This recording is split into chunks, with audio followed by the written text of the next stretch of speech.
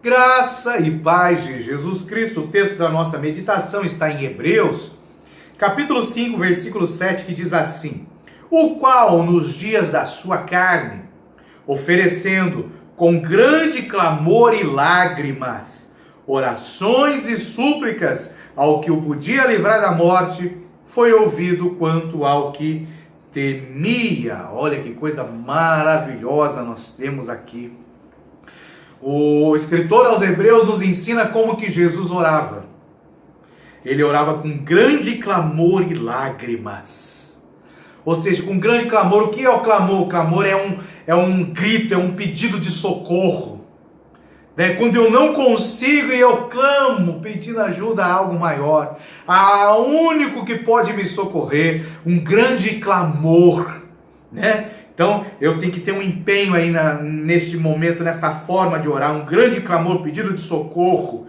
E esse grande clamor é acompanhado de lágrima, de oração, de súplicas, dirigida ao único que pode nos livrar da morte eterna.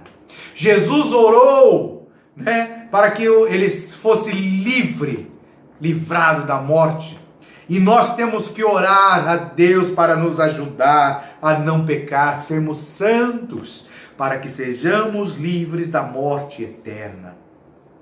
E a palavra de Deus diz que ele fez isso nos dias da sua carne, ou seja, enquanto ele esteve neste mundo, ele orou, ele clamou, ele chorou, ele suplicou a ajuda de Deus. E enquanto nós estivermos neste mundo, nós temos que orar, chorar, suplicar, clamar, pedindo a ajuda de Deus para nós sermos santos, para vencermos o pecado e as tentações.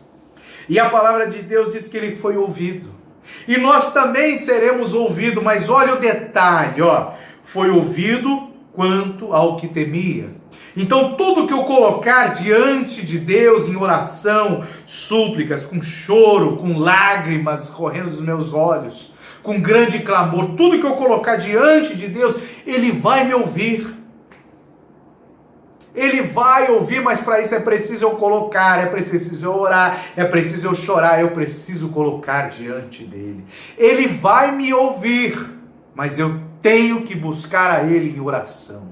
Então o escritor aos Hebreus está dizendo que Deus ouve as nossas orações, que Ele atenta para os nossos temores e aflições, porém eu preciso levar isso até Ele, com grande clamor, lágrimas, orações e súplicas.